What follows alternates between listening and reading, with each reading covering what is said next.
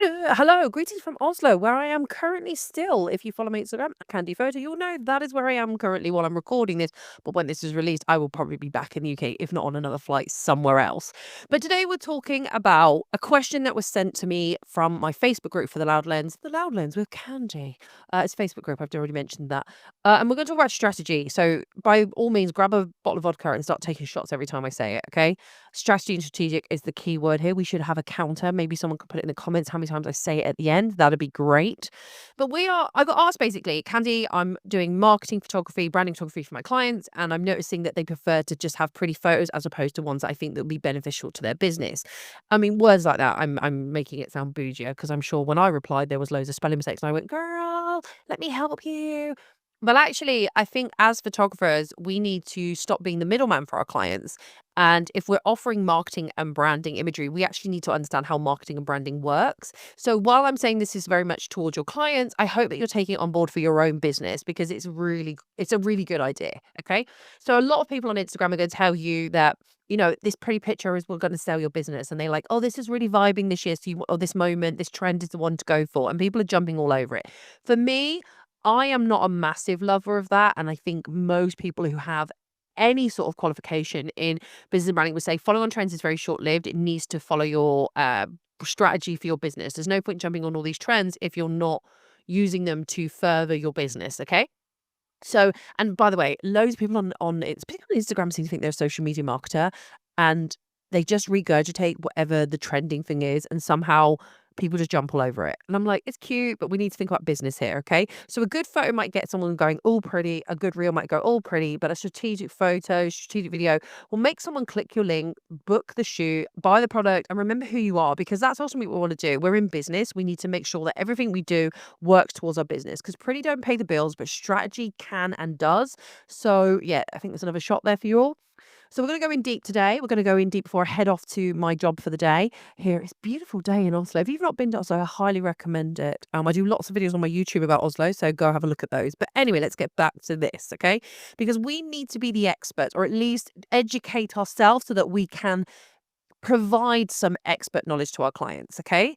So this question I got from the person in the Facebook group was saying, Khandie, the client has some shoots before. Now they want some like ones that are very similar, very pretty, but I don't think this is good for their business. And if I want it to look good for them. So I was like, that's a big question, but it's one that I think we can sort out. Okay. So it's not so much about the lighting and the editing, it's more about the gap of what the client thinks they're buying and what they actually need. So while they go, I want it to look like this, I want it to look like this. Okay, it can look like that, but I need to know what you're hoping to do with these images. So there's a lot more questions to ask. Okay. There's a lot more. And if you go to me, oh, Candy, how am I going to do this? I just, you know what? Like, this is where you have to do your prep, your if you like, your what do they call it? Discovery call your clients. I hate that word discovery call. But at least, I usually do it sends out a questionnaire like, what are you hoping to use these images for? If I can't get them on call, I do it in our email transcribe. I get to know them. Clients will often, when they first and I'm going to say this is no shame on my clients, but when clients are doing a branding image, they'll often send me like a Pinterest board and it's just full of aesthetic inspo, right? And I remember once I had a life coach a few years ago who lived in the city and was a life coach for city living and just like was all about them hiking in the woods and this is the pictures they wanted. And I'm like, but you're all about being comfortable in the city. It made no sense. I also had a mortgage advisor who wanted this really high glam fashion poses and yet literally just didn't identify with any of the brands. When I was talking about some of the photos she sent, she didn't identify those brands. And I was like, okay, I'm not here to shame her. Please understand that's not what it's about. But I think I love that you want that, but that doesn't speak to your audience or the business that you run. Okay. And that's the gap. They see the beauty, and we as photographers in branding and marketing need to see the functionality. So it's a difference between, oh, that's a lovely photo, and this gets the right people to do that action that we need them to do. So if we're selling a product, we need photos and video that get them to want to do or buy that product or learn more about that product, not just, oh my God, look, they look so pretty with that Chanel bag in that coffee shop that's got no name and they just look beautifully lit, because that doesn't say anything. Now, for our lifestyle brand, that might work, but if we're trying to be a business, we're often selling something or providing a service. So we need to make sure we're doing that. Okay. Oh, God, the sun is beaming. No, I just know that the UK is going to be pouring with rain, right?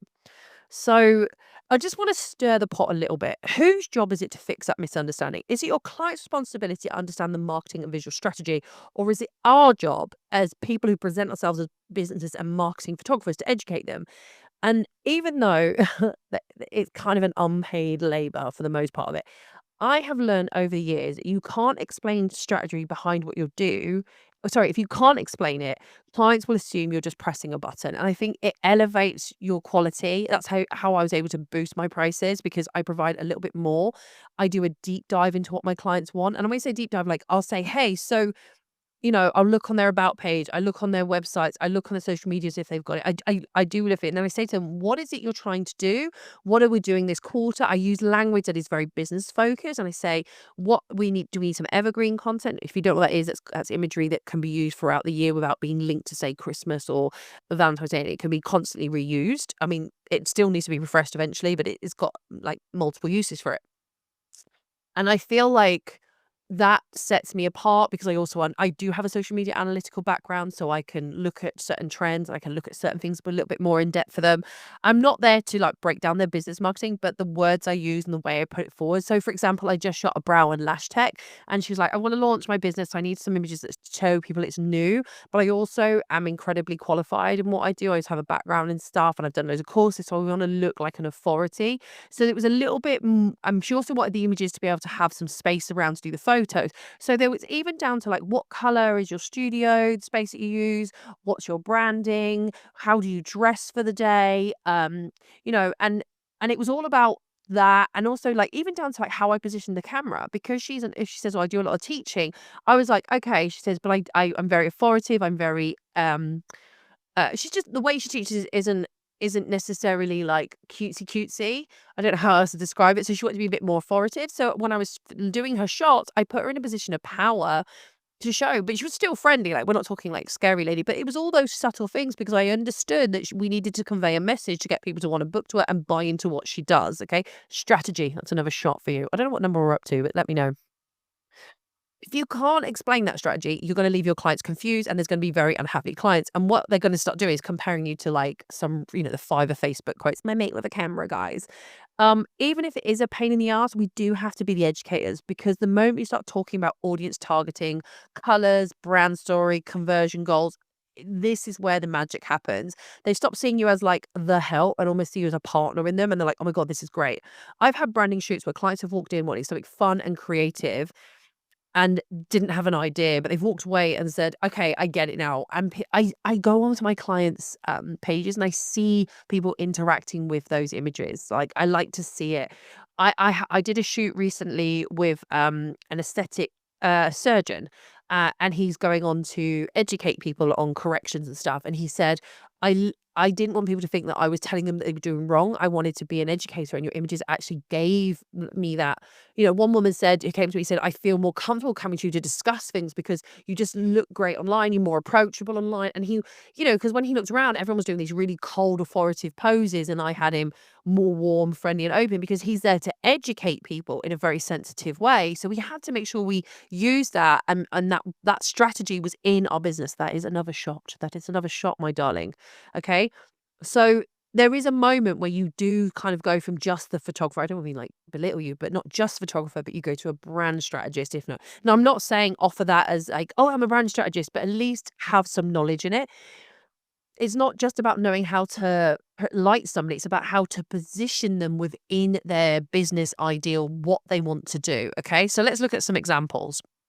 I had to go through all of mine. I have changed a few, but yeah. Okay. So the first one I've got is an influencer who came to me who wanted to rebrand herself as a more high-end sustainable fashion content creator, right?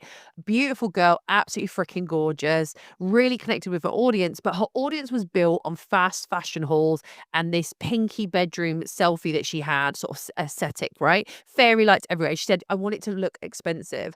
And I had to tell her, I can't photograph you in this sustainable high-end fashion if you're still selling the fast fashion hauls with the fairy lights. Like, you need to really rethink, this is a whole brand makeover, And I also want it to be known that, particularly in that industry, if you are going to go into, say, sustainability, you do need to take account the fact you did the fast fashion hauls, and we had to like we did some more thought-provoking poses with her and imagery with her. So we worked on the strategy to move her into sort of a more natural or mimicking natural light, started with more neutral tones, slowed her down a bit because she had all these popping colors and it very much bought into the fast fashion vibe. And now we wanted it to be more sustainable. So we had to just like pull it back a little bit, less of the crazy colors, make it more neutral and have more story-driven imagery. This wasn't just her standing in a pretty outfit anymore. This was her telling the story of every brand she was working with. So we didn't change her look straight away. What we did was sort of change the message she was projecting out. And within a month, she landed her first eco collab and she sent me a most beautiful, beautiful honey gift box. It was stunning, by the way, from a local farm shop, which was one of the brands she was working with, which was brilliant. So it's not a coincidence that that all happened. That's when strategy is made. That's how strategy should work. Okay. So we have another example here. I've written these down. So I need to, because I needed to go back into my archives. So there was a local business client who wanted headshots and he was adamant he wanted to look like he was at a GQ, right? The men's magazine. He ran an IT consultancy. He honestly, when I met him, and like, God love him, he had a poorly fitting shirt on, which he said by his own admission, he hadn't bought new clothes in ages. And there was a coffee stain on it. And I love that side of him. He's wonderful. And he said, I just want to look like Brad Pitt. And I was like, okay, we can make you look as good as you. I don't, we're photographers. We have to understand that, right? But I said, are people hiring you because you're fashionable, which is what GQ is, or are they hiring you because they trust you with their data? And he looked at me and said, actually, I don't want to look cool. I just want to look like I know what I'm doing. And I was like, cool, that's what we need to do. So we switched it from being like this fashion edgy vibe that he thought he wanted to more authoritative with consistent color tones matching his brand site. And he messaged me and said, honey, well, he didn't say honey, that would be inappropriate, but he said his conversion rate on LinkedIn skyrocketed. Now, I'm not saying it's all about me, but definitely he said he saw a significant upturn because as much as we all want to look pretty, the power of strategy over vanity is very powerful, okay? That's another shot, by the way. Are we drunk yet? When can it go wrong? We also need to take accountability too, and sometimes we can cause the problems. So we show our client photos that look great in our portfolio, but they don't serve the client goals. We prioritize art over perhaps application. And that perfect lighting creative setup that you love and you use it so often, does it actually match their website? Are we an issue? Could what we think works be the problem? And does it sit within their existing branding? Because I will say, if they're coming to you to rebrand, it can't look like anything they've done before, but it still has to have essence of it because you can't just randomly change everything. You can't go from this calm studio to this crazy color. You have to show transitional imagery. And if they already have existing branding, it has to fit within them. So what you've done is if you're not looking at all of that, you're just making content for yourself and not really for them. Okay, so yes, you gotta look. You gotta do some research. I see branding photographers all the time showing up. I'll do your branding images, and it's literally, and I'm gonna just say it. People stood holding a coffee, or constantly stood in the field, or constantly stood under trees. And I get it if that's part of the shoot and that's what they wanted, but how is every single one of your shoots starting to look like that? Okay, it is not just headshots. It is understanding imagery. So I did branding a couple months ago for a psychologist who is very much about getting into nature and connecting with nature and just having your therapy sessions outside, obviously in privacy space. But and I was like, okay, so she wanted to do a lot of her stuff outside. Makes sense. But my next client who was a mortgage advisor was like, oh, I really love these shots outside. And I'm like, that's great. We could do one or two, but we also need to show that you're about houses. Maybe we need to have you in some nice houses places or have you in a garden with the house in the background. You're a mortgage advisor. We need to subtly hint that in that strategy. It isn't just you with your feet walking in the woods. Do you know what I mean? Like it's different. All right. So you need to understand how your work fits into your client's bigger picture. You have to ask questions. It's about marketing, branding, audience, because you need to sell the results to them, which makes you irreplaceable, which is why you get repeat clients. Okay. When I mentor photographers, one of the first mindset shifts we work on is stop thinking of your camera as the product. It's actually you. You're understanding your insight and your ability to translate a business into a visual language. And that's the freaking value. Okay. I know that sounds like a lot of word jargon, but you have the ability to translate a business. Okay, because people aren't reading their website. People are going on their little photos are seeing and going then to the link. They're seeing their videography, their photography online, then going to see what they're about. Okay, do not underplay how important visuals are. So if you want to start charging more, stop being so vague. If Stop promising beautiful photos, start promising using words that these people can relate to in business. Images that convert, visuals that connect to your audience, content that builds brand trust. That's how you separate yourself from the crowd of hobbyists out there who are basically charging peanuts and going, "I'll do your brand shoot for 50 quid." You got to stand out for it. In fact, I've got a great example. I need to be careful because this person still works in the area. So I was tasked to shoot some branding images for a company, right? We'll just say a company. And the reason was they'd hired somebody in, they'd seen them on social media, they'd done really good. And they were like, we're really excited to have these headshots done. And they came in and what they discovered was they'd photographed them on the same background with the same lighting as their competitor. And when they looked at the website, it was actually the competitor that pointed it out. They were like, "Oh, we look the same." And I get that because that's a favored style, but you can't just like this is what I mean. You can't just show it with a grey background and go, "Right, I've done it." It can work for a lot, but if you wanna be that next level up, you need to be able to offer a bespoke for that customer, for that client, yeah? Does that make sense to you? Just take a shot if you have. Oh, how drunk are we? Like, seriously, on a scale of 1 to 10, how are we? The moment you start shooting with intention, your own work gets better. You stop over editing, you stop worrying about the trend, you start crafting pers perf pers I ca how do you say that word? Purposeful. Yeah, I'm tired. Images. Images that mean something, okay? Because a strategic shot photo doesn't just look good. It works hard when you're not in the room. So if you think about it, right, you've gone to bed for the night and your potential client's on LinkedIn late into the night because they're worried about their business. Your image, your video could be the answer. And it is exactly how it sells you so well that when you show up, you're just showing up to reconfirm what they've already learned about you online. Okay. It makes it easier to sell, to encourage them to work with you. That's what we're looking to do nowadays, okay? We want it to work for us. So when even you photographers, I said to you, this would be good for your own marketing. Do people know who you are just by what they see of your own headshot online? Like, I was mentoring a photographer who was saying, I'm struggling with business. I'm a headshot photographer. And I said to him, when was the last time you did your own headshot, or had a headshot done? Oh, I'm using one from years ago. Wow. You're telling clients they need to refresh their headshot at least yearly, and you refreshed yours. I'll be honest, that's a red flag to me as a headshot photographer. And a red flag to me as someone looking to get headshots done. Also, it was very dated. It wasn't very fresh looking. You could tell. So I was like, you need to go away and just redo that. Like, just redo that. And I want you to set it every quarter, you redo your headshots. Every financial quarter, you redo them because one, it gives a fresh look to your page. It also shows you are believing what you're telling people to do, investing in yourself. What is the point if you can't do what you're telling your clients to do? Why are you telling them to get headshots if you won't get one done for yourself, right? It's really important that you understand when you go into business and marketing photography that you understand it, that you understand how this works. And it is a self-learning process, I will say. There are lots of people online who can teach you this. I mean, just being on here on the loud lens is going to help you, I hope. You'll probably be really drunk on how many times I've said strategy. There's another one. But you get the idea, okay? So I've got a challenge for you today. Okay, this week, whatever. Go for your portfolio, whether it's your website, Instagram, or your print book, wherever it is, and look at every image with one question. Is it a good photo or a strategic photo? I know you'll be like, oh my God, Khandie, I'm so drunk now every time you say this word. Would a client understand why that photo works? Or does it need context?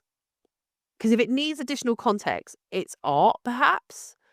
And if you don't have any images that can tell you what it's about, maybe it's time to start curating your website a little better, your Instagram feed a little better. I mean, it's all well and good, you can put a little bit of imagery, you can have some images and a bit few words, but, could I tell from this marketing shot that this person's a life coach? Could I tell from this shot that this person is a solicitor? Do you know what I mean? Like, can I tell? Okay. Now, headshots are really pretty, put them on the side, but if you're doing branding and marketing images, Each one needs to tell me what I should know about that person, all right, or what they do and what they sell. Because good photos will get compliments, but strategic photos will get them clients. So, what do you think? Tell me if I'm barking at the wrong tree. Did I answer the question right?